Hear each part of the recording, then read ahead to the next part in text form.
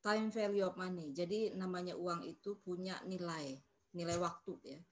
Jadi hari ini dengan besok itu berbeda nilainya. Jadi 1.000 hari ini besok itu bisa jadi akan lebih dari 1.000 karena adanya tingkat bunga.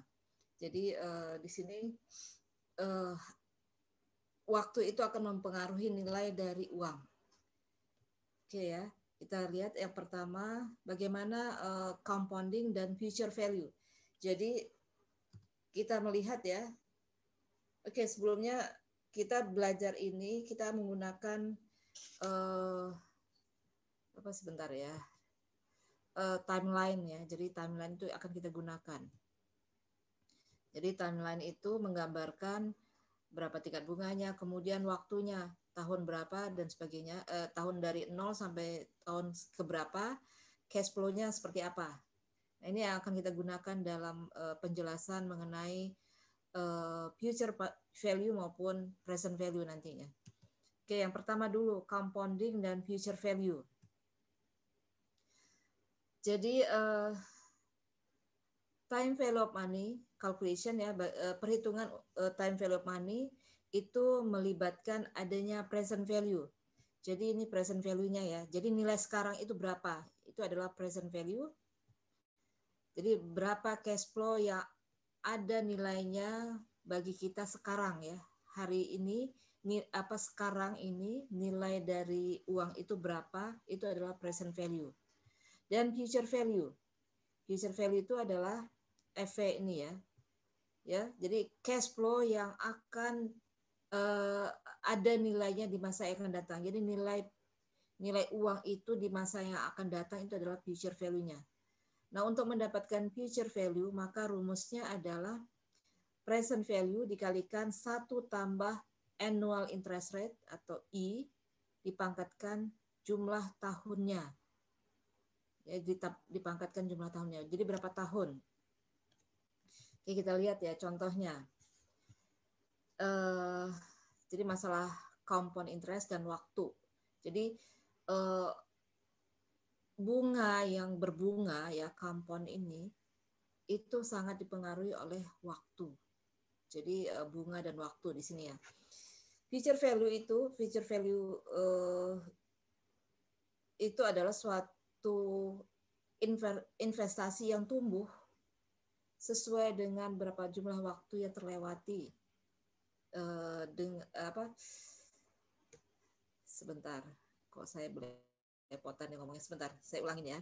Jadi future value itu adalah berkembangnya investasi disebabkan oleh berkembangnya uang karena adanya compounding dan periode atau waktu.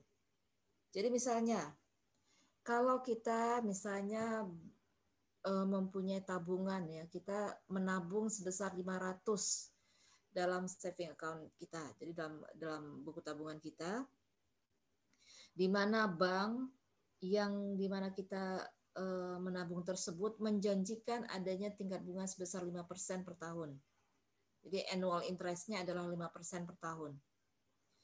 Nah, berapa yang akan ada dalam akun kita atau simpanan kita atau tabungan kita setelah 2 tahun dan juga setelah 5 tahun.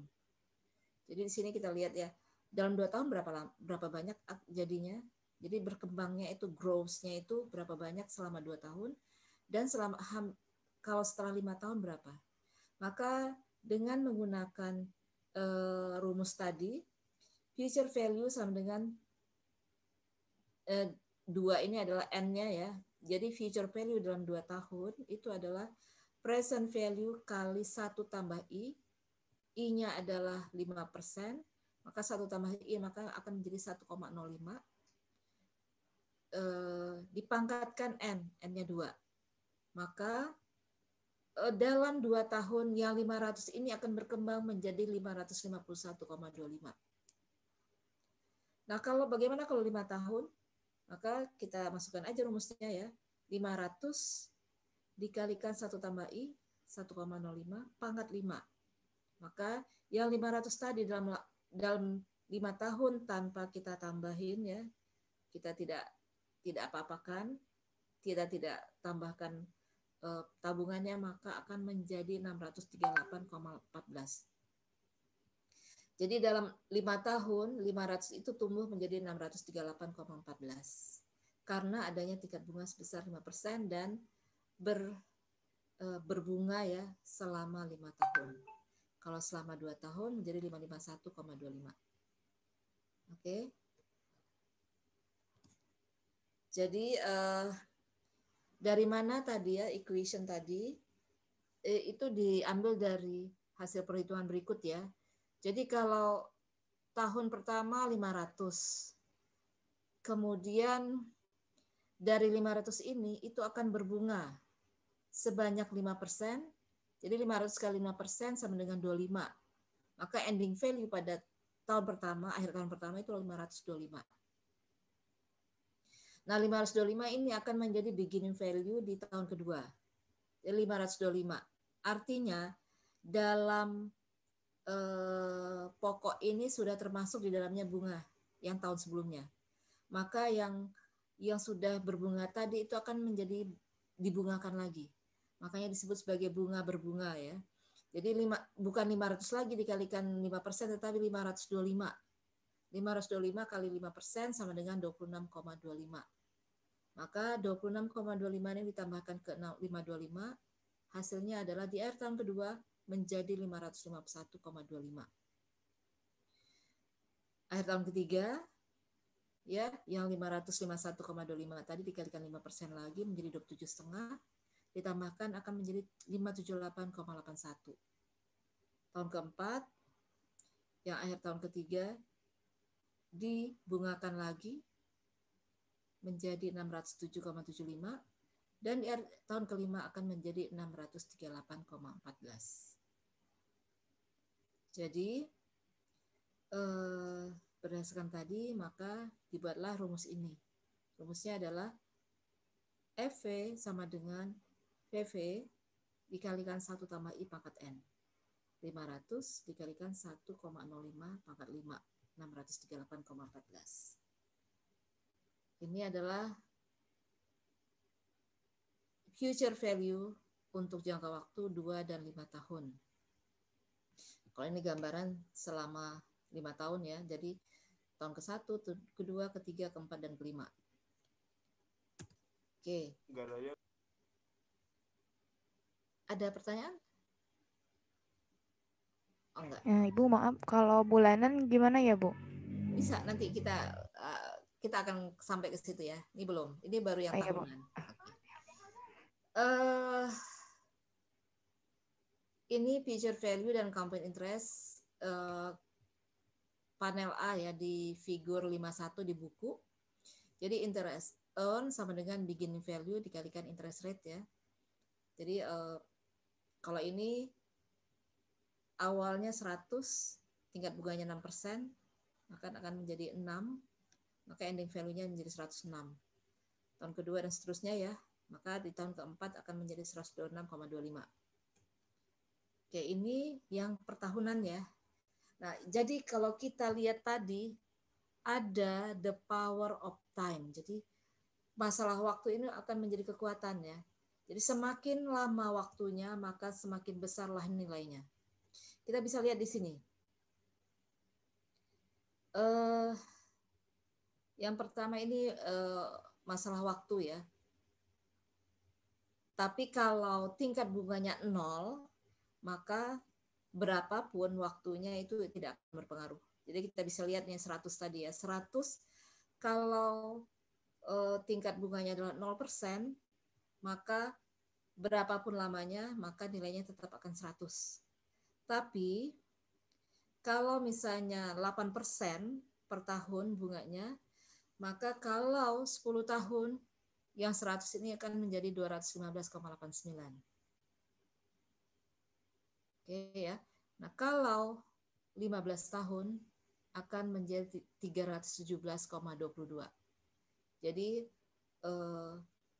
masalah waktu sangat penting di sini ya. Semakin lama waktunya dengan tingkat bunga yang sama, maka hasilnya akan berkembang lebih banyak kalau waktunya lebih lama.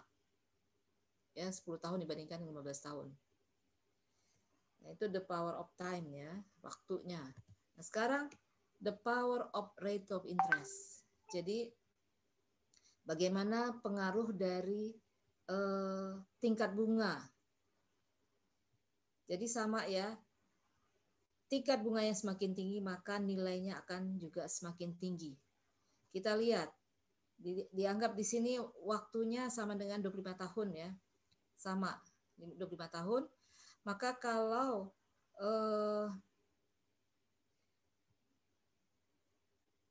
100 dolar itu dibungakan dengan tingkat bunga 10% untuk 25 tahun,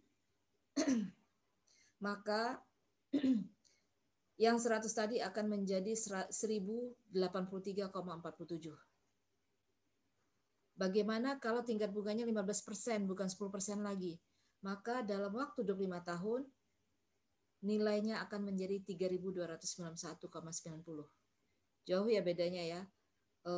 Yang 10 tahun menjadi 15 tahun, itu kalau 10 tahun kalau 10% cuma 1083,47, dengan 15% maka menjadi 3.291,90. Nah, kalau menjadi 20%, maka akan menjadi 9.539,63 ya. 5.939,62. Apalagi kalau tahunnya lebih lama dan tingkat bunganya juga ini kalau membedakan ya, tetap 20% tapi waktunya 30 tahun. Ya, akan berkembang juga.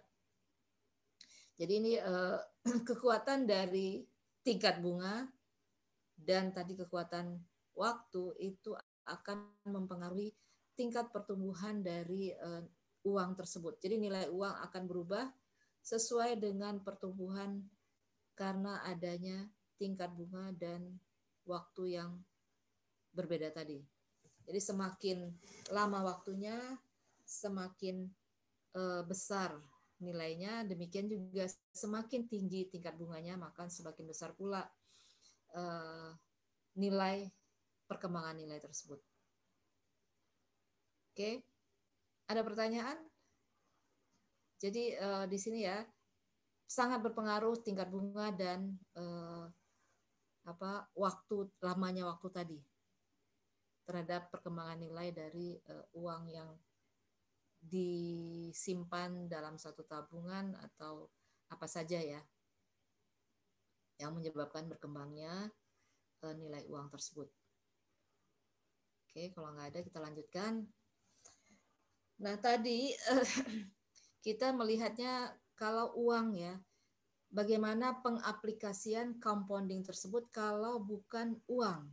Contoh, bisa juga ya, jadi bisa juga kalau bukan uang. Contoh, satu perusahaan penyewaan mobil itu mungkin sekarang misalnya ya, itu sedang menyewakan sebanyak 8.000 mobil per tahun. Nah, yang jadi pertanyaan, berapa mobil yang bisa rentalkan atau disewakan oleh perusahaan tersebut dalam 10 tahun ke depan kalau misalnya diharapkan ya kenaikan penyewaan mobil itu sebesar 7% per tahun. Jadi anggap saja waktunya 10 tahun, tingkat bunganya ini 7%. Jadi perkembangannya itu 7% sama seperti tingkat bunga. Maka dengan menggunakan rumus tadi, kita bisa tahu dalam 10 tahun future value-nya adalah 8.000 dikalikan 1,07, ini 7% ya. 1 tambah 7%, jadi 1,07, dipangkatkan 10.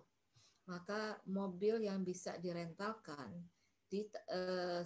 pada 10 tahun ke depan itu adalah sebesar atau sebanyak 15.737,21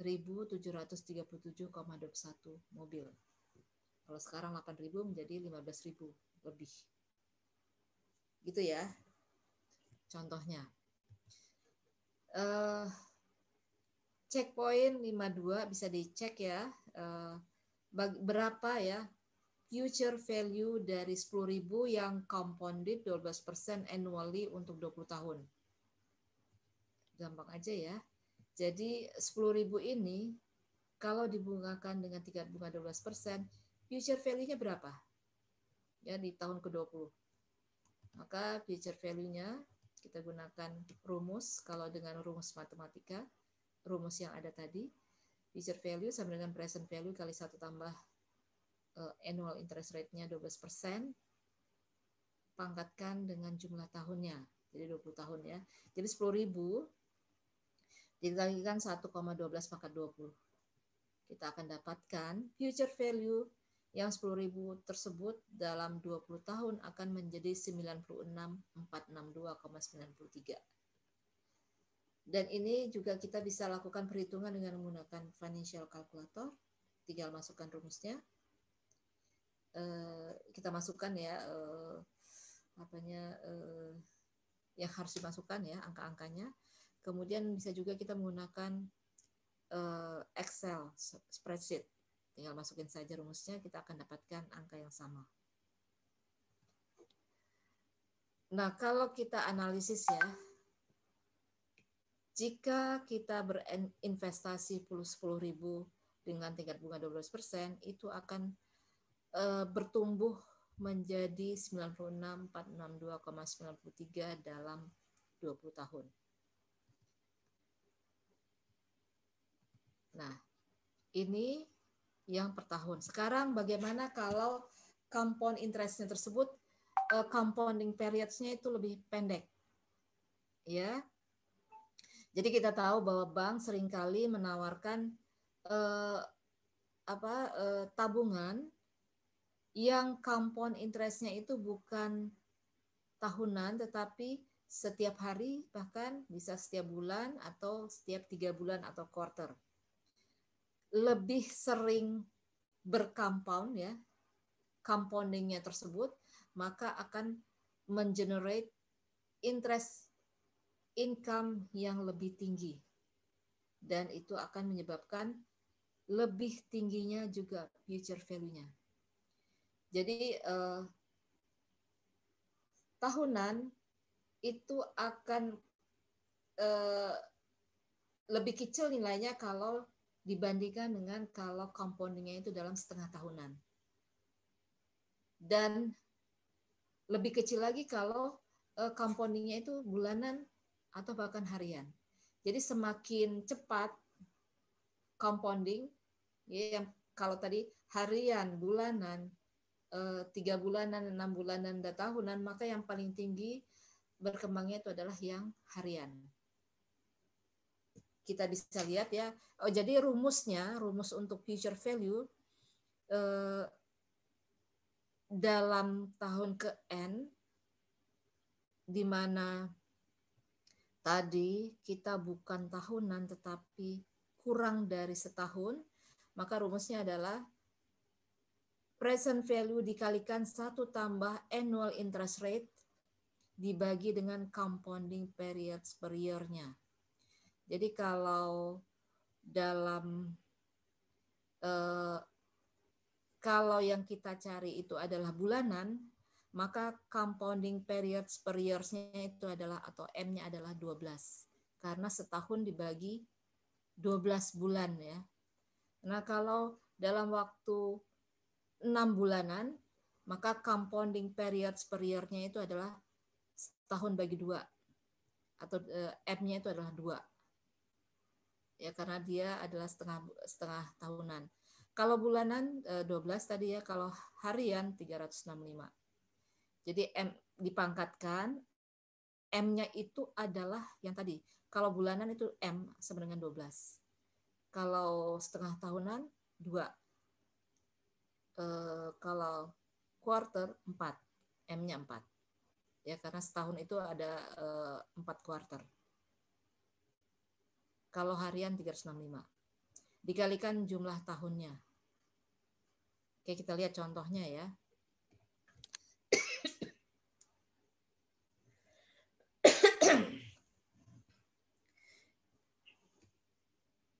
Nilai dari 100 yang compounded pada berbagai non-annual periods dan dalam berbagai rates yang berbeda. Jadi di sini anggap aja 1 tahun ya dengan I% ya. Untuk 1 tahun, compoundingnya annually, semi-annually, quarterly, monthly, weekly, dan daily. Jadi dengan tingkat bunga I 2%, 5%, 10%, dan 15%. Kita lihat bedanya. Kalau compounded annually dengan tingkat bunga 2%, maka 100 tadi akan menjadi 102 dalam setahun ya. Nah, kalau semi annually dalam setahun, maka yang 100 tadi akan menjadi 102,01. Kalau quarterly, maka dalam setahun dia akan menjadi 102,02. Dan seterusnya ya, ini sama karena bedanya sedikit-sedikit. Dalam monthly juga sama, weekly, dan daily sama. Nah, kita bisa lihat kalau 5%,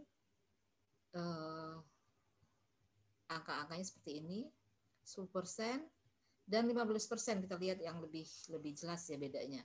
Kalau annually dengan tingkat bunga 15%, maka 100 itu akan berkembang menjadi 115. Kalau compoundednya semi annually, dia akan menjadi 115,56. Kalau quarterly, maka akan menjadi 115,87.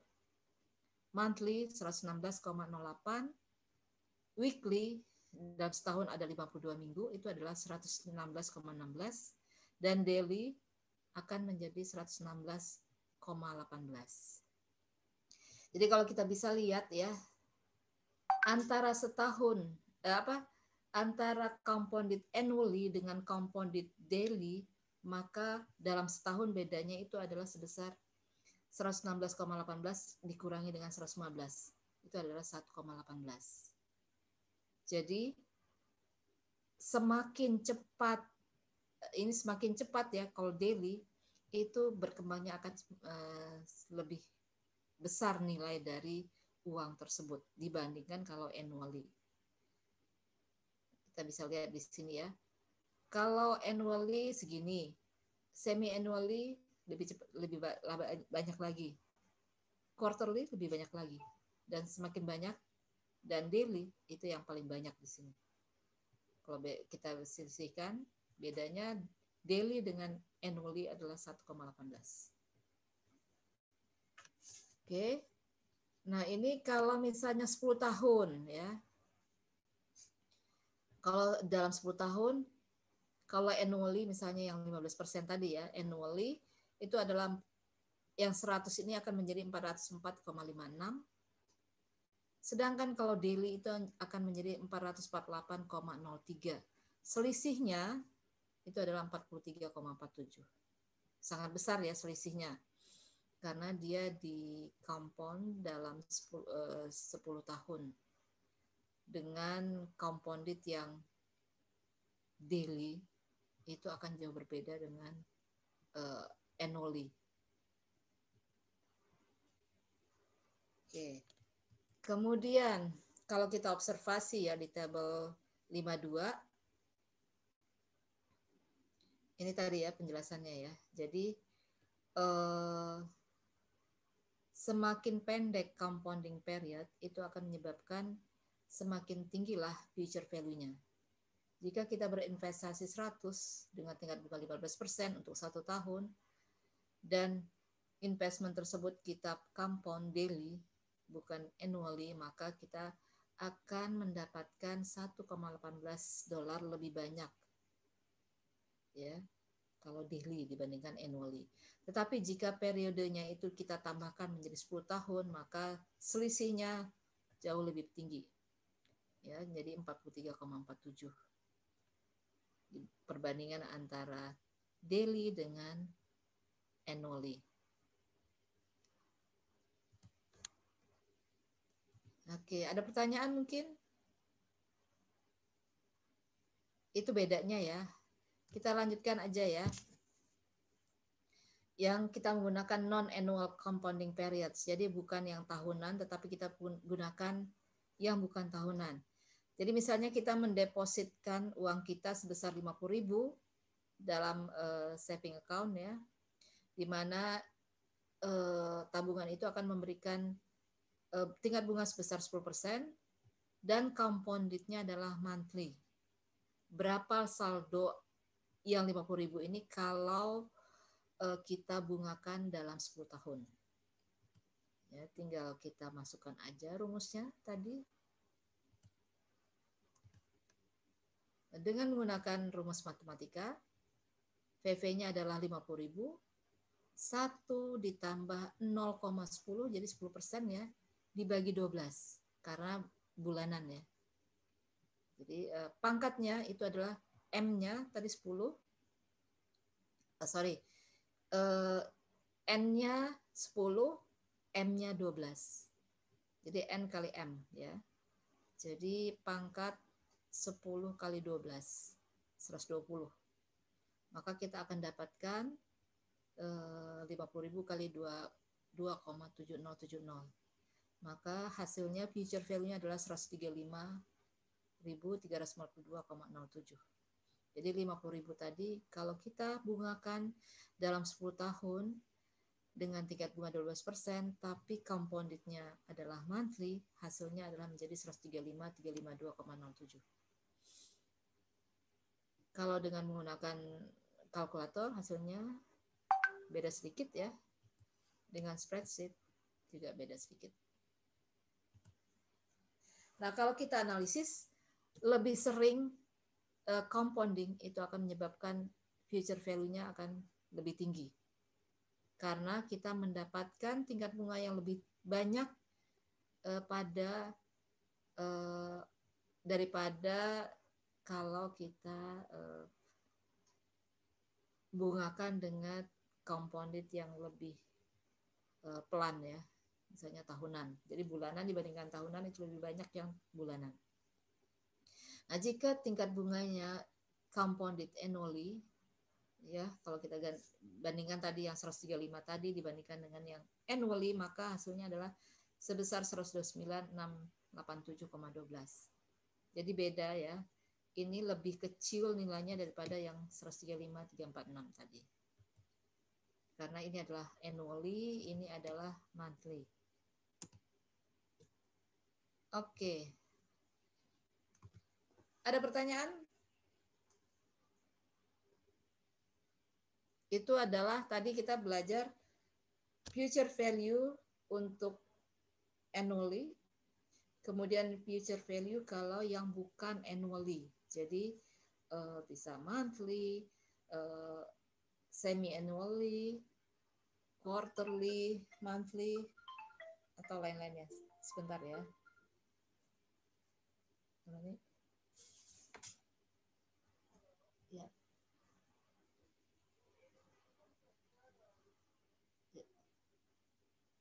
Jadi nggak ada apa-apa.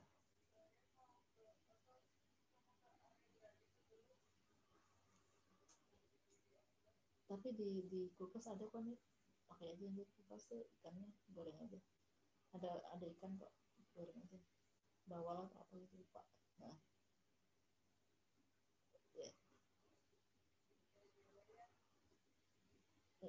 Ya nggak usah.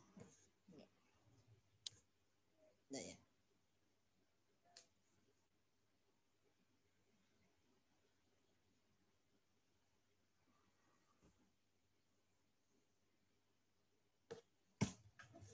Oke, kita lanjutkan. Ada pertanyaan? Kalau enggak, kita lanjut ya. Tadi future value, sekarang present value, kebalikannya. Kalau future value artinya nilai sekarang itu kita pengen tahu nilai sekarang ini nilai yang akan datangnya itu berapa. Kalau present value sebaliknya. Kita misalnya akan terima 100 juta dalam 5 tahun ke depan. Nilainya sekarang itu berapa? Jadi kita pengen tahu present value dari yang future value tadi. Jadi kita udah tahu future value-nya, present value-nya berapa. Maka ini adalah kebalikan dari future value. Jadi berapa nilai sekarang atau hari ini dari cash flow yang akan diterima di masa yang akan datang. Jadi di masa akan datang kita terima 100 juta, sekarang itu nilainya berapa sih? Kalau dinilai sekarang gitu ya. Maka untuk menjawab tadi ya, kita harus menghitung present value. Jadi nilai sekarang dari future cash flow-nya. Nah, proses itu disebut sebagai discounting. Jadi menentukan berapa present value dari expected future cash flow-nya. Jadi yang besok itu nilainya sekian, kalau disekarangkan itu nilainya berapa? Itu adalah present value. Artinya prosesnya adalah discounting. Jadi rumusnya kebalikan dari future value, maka present value atau VV itu sama dengan future value in year end atau FVN itu sama dengan 1 per 1 tambah annual interest rate I pangkat N. Ya, jadi present value sama dengan future value in year end sama dengan 1/1 tambah annual interest rate dipangkatkan N. Jadi 1/nya ya, kebalikan dari future value tadi. Jadi di sini istilah di dalam bracket itu dinamakan sebagai present value interest factor atau VVIF. Jadi yang di dalam bracket ini dalam tanda kurung ini adalah present value interest factor. Dan ini juga kita bisa cari di tabel. Nanti kita lihat ya tabelnya. Jadi kita bisa menggunakan tabel tersebut, tabel untuk future value, tabel untuk present value dan sebagainya. Anitas atau bukan ya. Nah, kita bisa lihat di figur 52 ini present value dari 100 yang compounded dengan berbagai tingkat bunga untuk berbagai macam waktu. Jadi 100 ya, $100 ini misalnya diterima pada tahun kelima $100, nilainya sekarang berapa sih? Ya, berapa nilainya sekarang?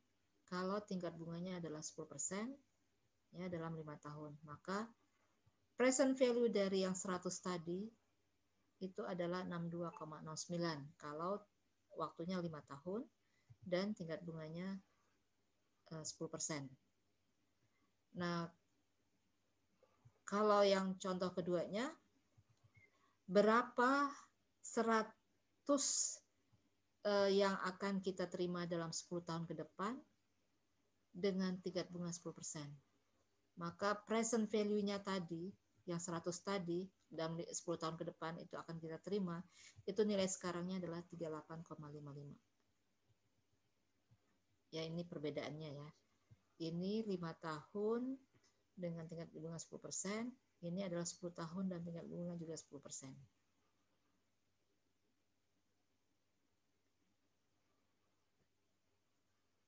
Ya, jadi semakin jauh itu semakin kecil present value-nya.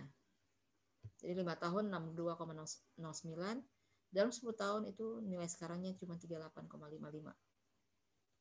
Oke, itu ya untuk present value-nya. Contoh checkpoint 54 ya.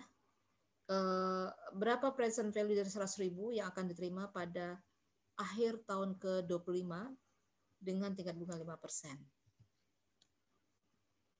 Tinggal dikalikan aja ya, digunakan rumusnya, kita dapatkan 100.000 dikalikan 1/1,05 pangkat 25, kita dapatkan yang 100.000 tadi itu yang akan kita terima di tahun ke-25, sekarang itu nilainya cuma 29.530. Kalau dengan menggunakan financial calculator ya tinggal dimasukkan juga, hasilnya sama ya. Dengan dengan Excel juga sama. Jadi kalau kita sekali ya analisisnya, sekali kita mendapatkan present value, itu bisa dibandingkan dengan present value yang lain. Jadi perhitungan present value itu akan menyebabkan cash flow yang muncul dalam waktu yang berbeda, itu bisa dibandingkan ya. Jadi kita bisa membuat suatu keputusan penting karena kita bisa membandingkan nilai dari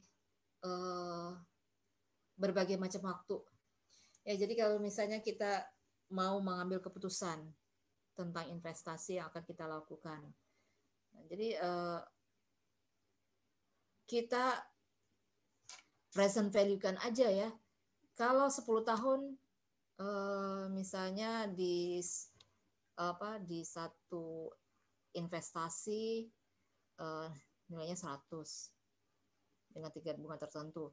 Nah, di investasi yang lain dalam 10 tahun nilainya berapa semuanya. Jadi kita present value kan semuanya. Jadi dengan present value itu artinya kita bisa membandingkan yang berbeda-beda nilainya tadi itu menjadi mirip serupa, dan kita bisa menentukan mana yang terbaik dari berbagai pilihan tadi. Bisa dipahami kan ya? Bisa, Bu. Oke. Ya, jadi kita present value-kan saja, maka kita akan bisa menentukan mana yang terbaik. Jadi ada 2 tambahan jenis discounting problems, yaitu number of periods dan rate of interest.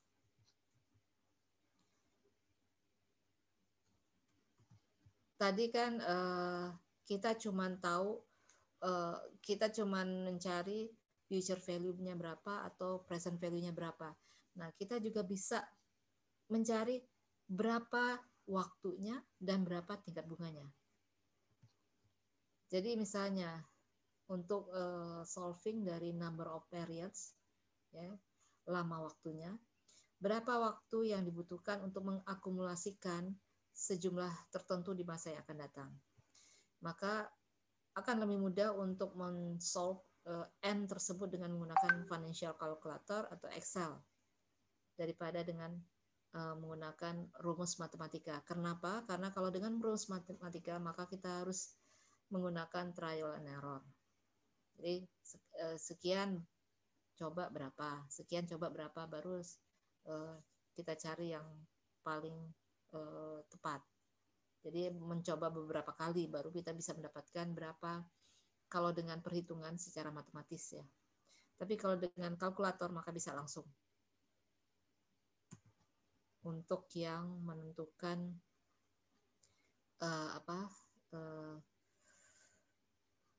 N tadi. Jadi berapa waktu yang dibutuhkan tadi. Itu akan sangat mudah kalau kita menggunakan kalkulator atau dengan Excel. Tapi kalau dengan rumus itu agak sulit ya, agak lebih lama. Karena harus trial and error dulu. Nah, ini ada the rule of 72 ya. Jadi ini berdasarkan penelitian ya. Jadi coba-coba ternyata ada angka 72. Ya, jadi dalam menentukan jumlah tahun itu adalah mendouble ya value dari investasi kamu ya. Misalnya N sama dengan 70 per interest rate. Jadi contohnya jika kita bisa mengenerate annual return sebesar 9%, maka itu akan membutuhkan waktu 8 tahun. Ya, 72 dibagi 9 itu adalah 8. Maka supaya bisa mendouble value dari investasinya, maka membutuhkan waktu 8 tahun. Bisa dilihat buku ya, yang dimaksud tersebut seperti apa. Sebentar, saya lihat ya, buka bukunya.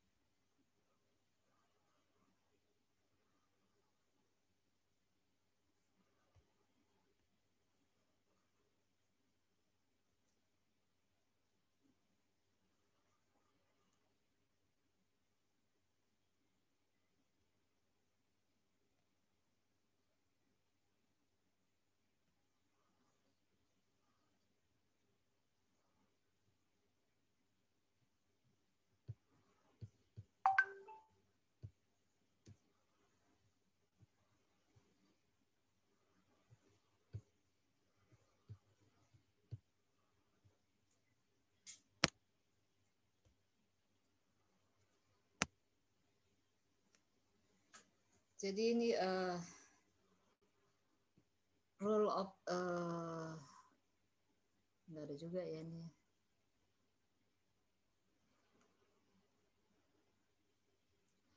Jadi untuk mendouble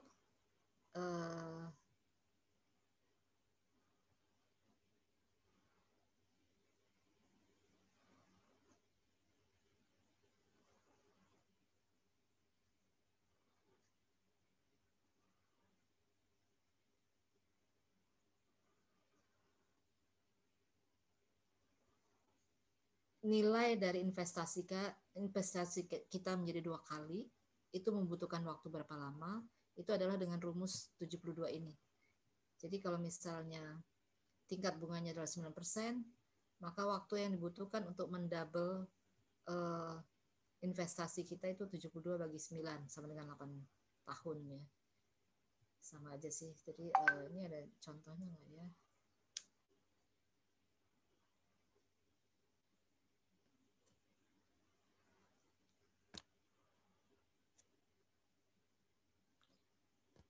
Oke, udah ya tadi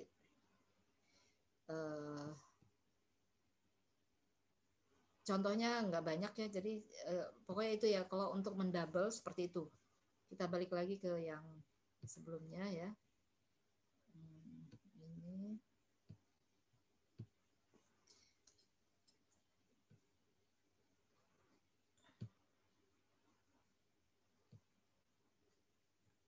Oke ya, ini tadi, kemudian checkpoint 55. Berapa tahun yang dibutuhkan untuk mengembangkan 10.000 menjadi 200.000 dengan tingkat bunga 15%. Ya, jadi compoundingnya adalah 15%. Berapa yang 10.000 tersebut akan menjadi 200.000? Berapa lama waktunya gitu ya. Jadi kita tinggal masukkan aja ke dalam rumus ya. Yang 10.000 ini akan menjadi 200.000 itu dalam berapa lama? Kalau tingkat bunganya 15%. Jadi kita tahu future value-nya, present value-nya, dan I. Dan yang kita cari sekarang N-nya berapa.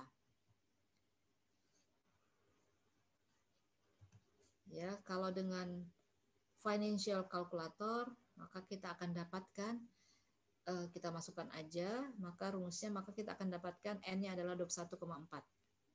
Dengan Excel, kita akan dapatkan 21,4. Tapi kalau dengan perhitungan dengan rumus, ya itu membutuhkan waktu yang lebih panjang ya.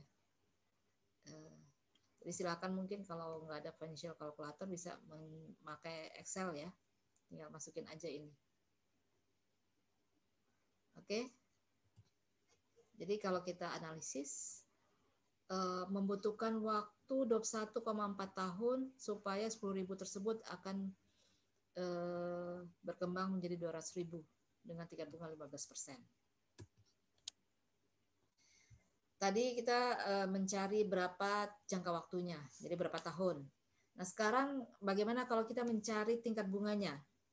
Berapa rate of interest yang bisa kita ambil ya dalam investasi kita supaya kita mendapatkan future value yang kita inginkan. Jadi kita bisa menentukan rate of interest dengan menggunakan rumus matematika, dengan financial calculator atau dengan Excel. Contoh, dengan tingkat berapa rate yang kita butuhkan kalau kita ingin mengembangkan $50.000 menjadi 1 juta dalam 30 tahun. Jadi kita punya present value-nya, kita punya future value-nya, dan kita punya N-nya. Present value-nya 50.000, future value-nya 1 juta, dan N-nya adalah 30 tahun. Nah, sekarang yang diperlukan adalah I-nya berapa? Jadi yang kita perlu solving itu adalah interest rate-nya. Jadi I-nya berapa? Present value-nya 50.000, future value-nya 1 juta, jangka waktunya adalah 30 tahun. Jadi kita bisa menghitung interest rate dengan menggunakan rumus matematika tadi, atau dengan financial calculator, atau dengan Excel spreadsheet ya. Jadi kalau dengan rumus matematika,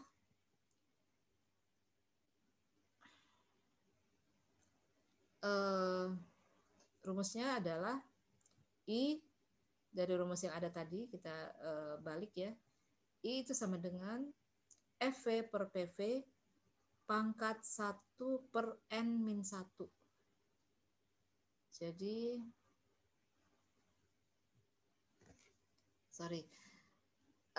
FV per PV pangkat 1 per N dikurang 1 ya. Jadi 1 juta dibagi 50.000 dipangkatkan 1 per 30 dikurangi 1. Jadi 20, ini 1 juta dibagi 50 itu 20 dipangkatkan 0,0333 dikurangi 1. Jadi hasilnya ini adalah 1,1050 dikurangi 1 sama dengan 0,1050 atau 10,50%. Kalau dengan Excel kita dapatkan juga sama. Dengan financial calculator juga sama ya. Oke, ada pertanyaan? Bisa kan ya? Oke.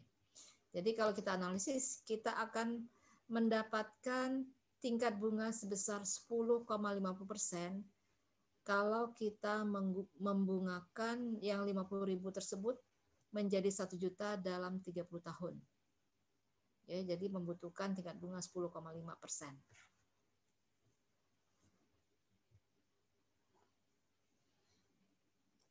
Nah, kemudian bagaimana kalau kita menjadikan interest rate tersebut comparable? Bisa diperbandingkan. Jadi, kita menggunakan annual percentage rate atau APR ya. Jadi annual percentage rate atau APR itu mengindikasikan interest rate yang dibayarkan atau diperoleh dalam 1 tahun tanpa adanya compounding. APR ini juga dikenal sebagai nominal atau quoted stated interest rate. Jadi ini adalah yang di quote ya dalam publikasi-publikasi, itu adalah APR atau annual percentage rate. Jadi tingkat bunga, persentase tingkat bunga tahunannya itu APR itu. Jadi menghitung interest rate dan mengkonversinya ke effective annual rate atau EAR ya, atau effective annual rate. Jadi kita tidak bisa membandingkan dua loans yang berdasarkan pada APR ya jika kita tidak mempunyai compounding period yang sama. Jadi untuk menjadikan mereka comparable, maka kita menghitung equivalent rate-nya dengan menggunakan annual compounding period. Jadi kita bisa menggunakan atau bisa menghitung effective annual rate-nya. Jadi dari berbagai macam APR tadi, supaya kita bisa membandingkan, maka kita hitung effective annual rate-nya. Jadi effective annual rate ini adalah menggambarkan perhitungan yang tersandar ya. Jadi efektifnya berapa sih tingkat bunganya gitu ya. Dari tingkat bunga sekian ini yang efektif itu berapa. Jadi menghitungnya adalah dengan rumus ini. Effective annual rate itu adalah 1 dalam kurung ya 1 tambah APR atau quoted annual rate dibagi dengan compounding period per year, M-nya, dipangkatkan M dikurangi 1. Ini rumusnya ya. Nah, itu untuk contohnya berapa EAR ya, atau quoted atau stated rate untuk 13% yang di compounded monthly. Jadi annual rate-nya 13%. compounded-nya bulanan. Jadi compounding period-nya itu diekspresikan dalam bulanan atau 1 tahun dibagi 12 ya, M-nya 12. Maka kita akan bisa menghitung berapa EAR-nya.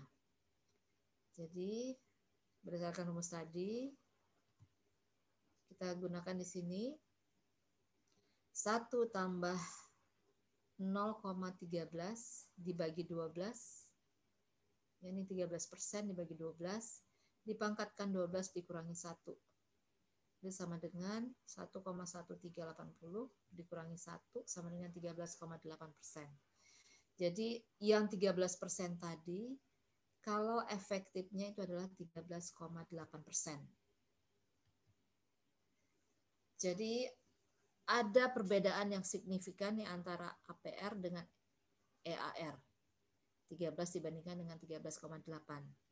Jadi jika interest rate itu tidak di-compound secara annually, maka kita harus menghitung EAR-nya untuk menentukan actual interest earn-nya atas investasi tersebut atau actual interest paid-nya atas loan tersebut.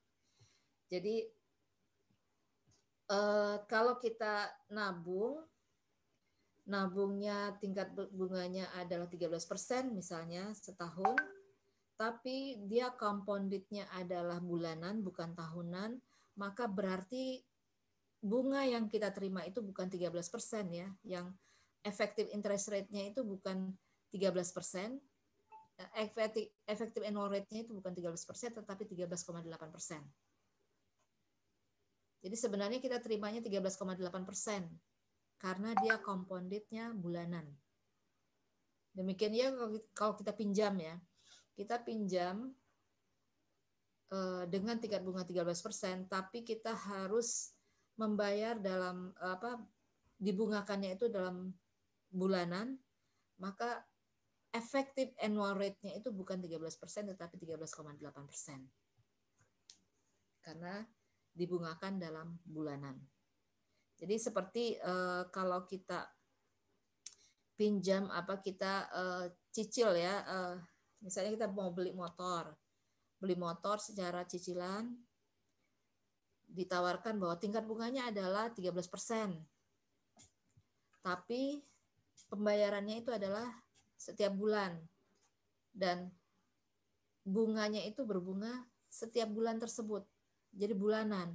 Maka sebenarnya bunga yang harusnya kita bayar tersebut adalah bukan 13%, tetapi efektifnya itu adalah 13,8%. Kira-kira seperti itu ya. Ada pertanyaan sampai di sini?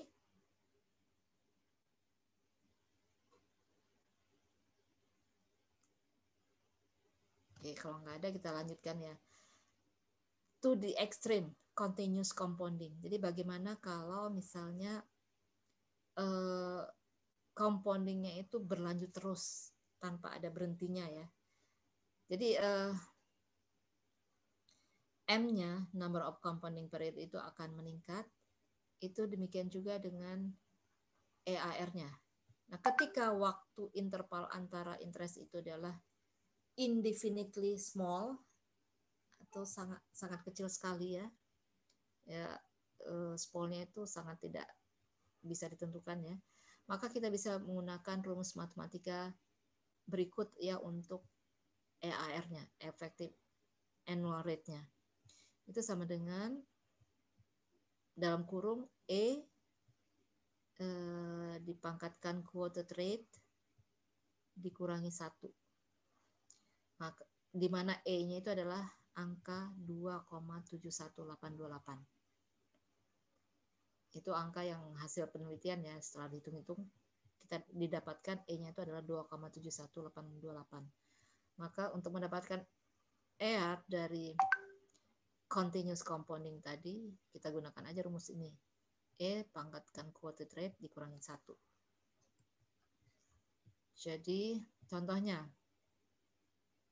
berapa effective annual rate pada credit card kita yang akan compounding continuous jika APR-nya itu adalah 18%.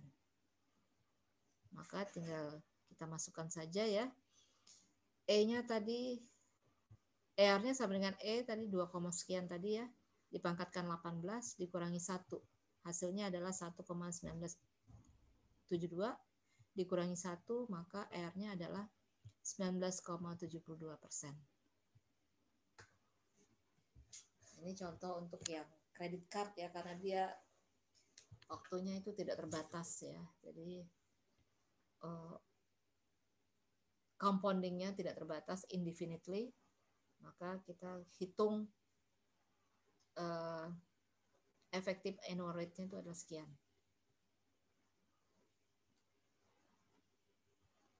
Makanya hati-hati ya, kalau punya duit nanti merasa sudah punya gaji, terus punya kartu kredit. Hati-hati ya, bahaya sekali kalau kartu kredit tersebut kalau kita tidak bisa menghandle-nya. Artinya kalau kita merasa bahwa dengan kartu kredit kita punya uang, kita ambil terus dari situ, atau kita beli sembarangan, nah itu berbunganya itu akan sangat cepat sekali, dan tiba-tiba aja kita tidak bisa bayar sama sekali. Jadi kalau kita menggunakan kartu kredit, maka setiap bulan itu harus bayar penuh, jangan sampai ada yang tersisa. Nah, kalau ada yang tersisa itu akan berbunga, dan bunganya itu akan sangat melilit ya, sangat berbahaya. Oke, itu tentang credit card ya. Nah, kita selesai untuk chapter 5. Ada pertanyaan mungkin? Silakan. Kalau nggak ada, kita lanjut ke... Izin bertanya, Bu. Ya, silakan. Secara konsep kan, Bu, uang sekarang tuh lebih besar kan, Bu, daripada uang masa depan. Oke. Nah, tingkat suku bunga juga kan bisa berubah-ubah, Bu, dipengaruhi faktor ekonomi ataupun inflasi. Nah, pertanyaannya, Bu, apakah sebenarnya nilai real dari uang kita tuh sama saja dengan di masa depan, Bu? Karena kan inflasi juga terus naik, Bu. Iya. Gitu, Bu. Jadi nilai realnya itu sebenarnya sama. Nilai sekarang dengan masa depan itu sama. Nilai realnya ya. Tapi secara absolut itu beda. Jadi 1.000 sekarang itu sama nilainya di setahun yang ke depan ya. Tapi secara absolut ya mungkin menjadi 1.200, bukan 1.000 lagi. Tapi nilainya itu sama 1.000. Kita present value kan itu sama 1.000 sebenarnya. Karena tadi ada tingkat bunga dan sebagainya, ada inflasi dan sebagainya tadi ya. Iya, seperti itu memang kenyataannya. Oh begitu. Baik, ya. Bu, terima kasih. Oke. Ada lagi?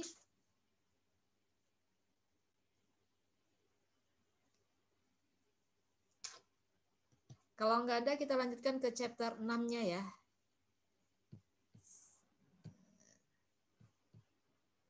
Kita lanjut chapter 6. Nah, ini kita bicara tentang anuitas ya.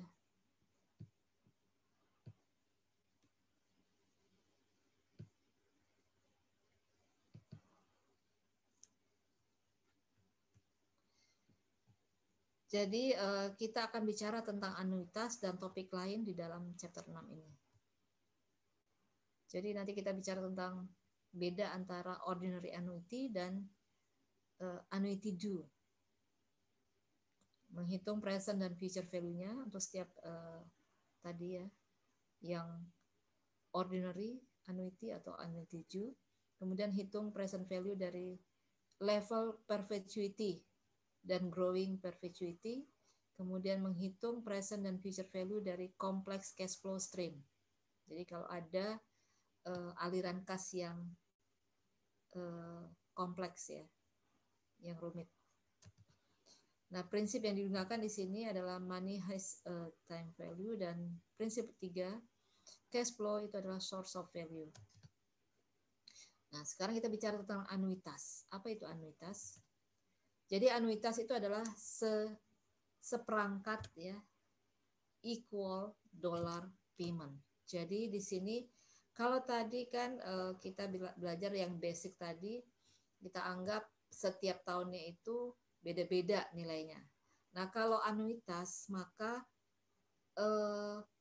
pembayarannya itu adalah sama. Jadi satu seri dollar payment yang sama. Itu adalah anuitas.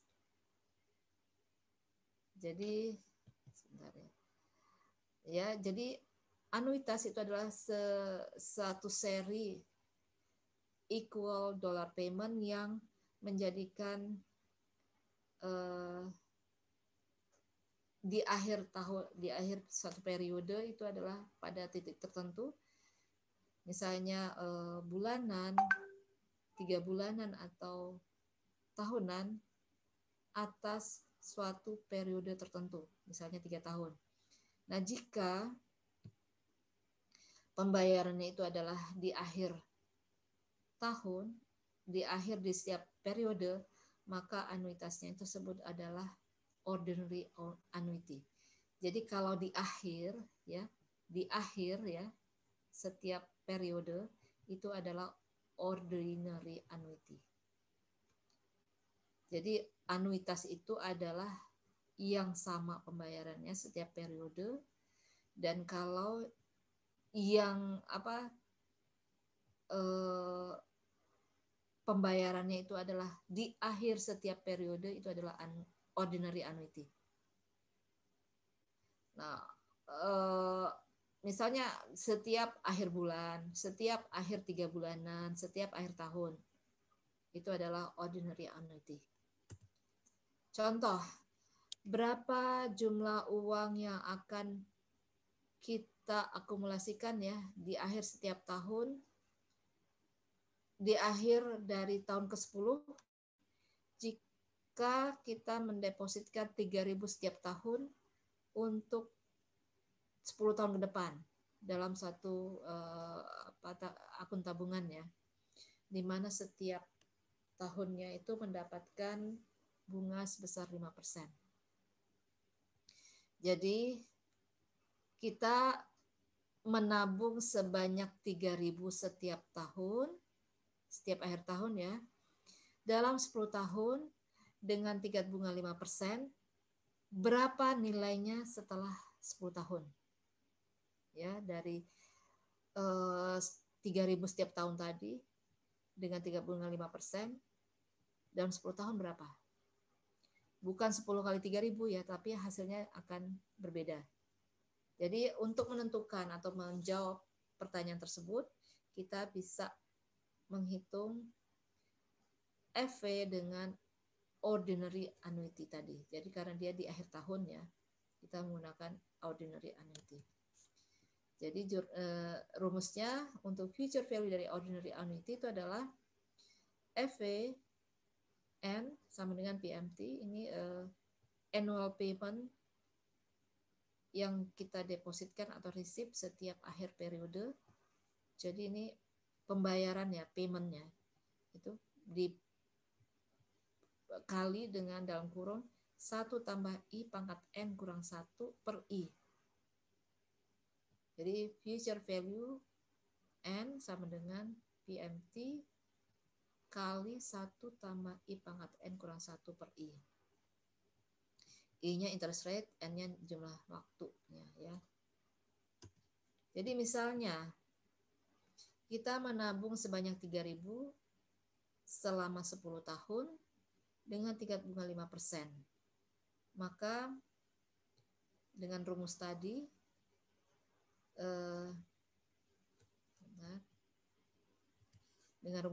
ya, 3.000 dikalikan 1 tambah I pangkat 10 kurang 1 dibagi dengan I. Jadi 3.000 kali 0,63 dibagi 0,05. Kita dapatkan 3.000 kali 12,58. Jadi future value dari 3.000 yang kita depositkan dalam 10 tahun itu akan menjadi 37.740. Jadi setiap tahun kita deposit sebanyak 3.000, Dalam 10 tahun nilainya akan menjadi 37.740.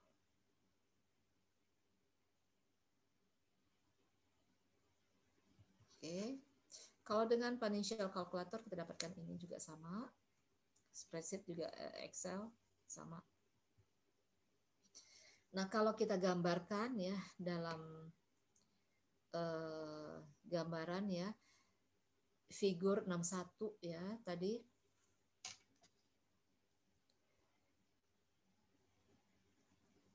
misalnya I-nya 6%. Kita menabung sebanyak 5.000 setiap tahun dari tahun ke-1 ya, karena ini akhir tahun ke-1 ya. Tahun kedua, tahun ketiga, 4 dan 5 tahun ya. Cash flow-nya kalau kita gambarkan di sini ya. Kalau tahun kelima itu dia ketika tahun kelima kita di akhir tahun kelima kita nabung, maka 5.000 itu tetap 5.000. Nah, di akhir tahun keempat dia udah untuk sampai ke tahun kelima itu kan berjalannya 1 tahun. Artinya dia 5.000 ini dikalikan dengan 1,06. Jadi satu tahun ditambah 6% bunganya. Jadi dia adalah 5.000 tadi, kalau dinilai future value-nya itu adalah 5.300. Nah, di tahun yang ketiga kita nabung 5.000-nya itu sudah mengalami 2 tahun 2 tahun berbunga, itu adalah 5.000 kali 1,06 kali 1,06 itu sama dengan 5.618. Yang tahun kedua itu 3 tahun ya. 1 2 3 tahun ya. Jadi 5.000 kali 1,06 kali 1,06 dan kali 1,06 sama dengan 5955,08. Nah, yang tahun pertama itu udah berjalan selama 4 tahun. Dikalikan ini 4 kali ya. Maka kita dapatkan 6.312,38. Totalnya jadi future value dari 5 tahun year annuity itu kita dapatkan di akhir tahun kelima itu adalah sebesar 28.185,46. Jadi yang kita tabung di tahun pertama itu udah berbunga sebanyak 4 tahun, tahun kedua 3 tahun, tahun ketiga 2 tahun, dan tahun keempat 1 tahun, dan tahun kelima belum berbunga. Jadi masih 5.000. Jadi totalnya semuanya adalah 28.185,46. Itu bisa kita cari rumus ini tadi. FV sama dengan PMT 1 tambah I pangkat N kurang 1 per I. Ya, tinggal masukin aja tadi ya. PMT-nya 5.000, 1 tambah I-nya 6% tadi, pangkat N 5 kurang 1 per 0,06 tadi ya. Kita akan dapatkan sama persis tadi ya. Ini 28.185,46. Nah, untuk contohnya bisa kita cek poin 61 ya.